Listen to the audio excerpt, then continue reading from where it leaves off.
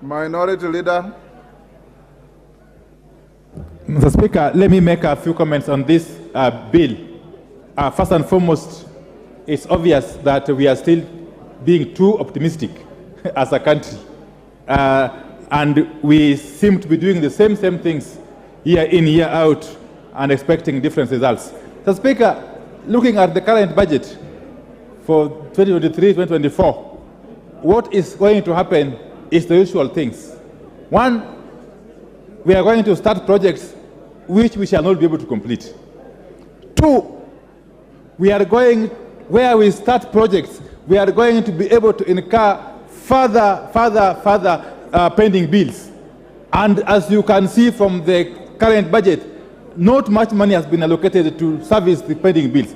We are going to basically be digging a hole to seal another hole. Mr. Speaker, I have always said that the most prudent thing to do when you find yourselves in a situation in which we find ourselves currently is to cut our cloth according to our size. We have failed to do that. We still continue to increase our budget and hoping that we shall get revenues from elsewhere. Mr. Speaker, the other thing you need to do when you are in a similar situation is to basically stop starting new projects which are not emergency, which are not critical, and attempt to complete the old projects. That we are not seeing in this budget, because unless you deal with the pending bills, how will you ever complete the old projects, Mr. Speaker? Mr. Speaker, but I am more concerned, as I conclude. I am more concerned, and I've got all tremendous respect and confidence in the chairman and the committee budget. But there's a problem, Mr. Speaker, which we are beginning to see rearing its ugly head in this country. The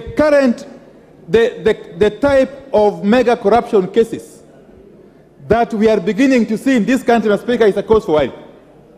In just mere 7 months or so, we have seen cases of corruption that should worry all of us, beginning with the mosquito nets corruption case. Mr. Speaker, some of us who come from malaria-prone areas do understand the sensitivity of this matter.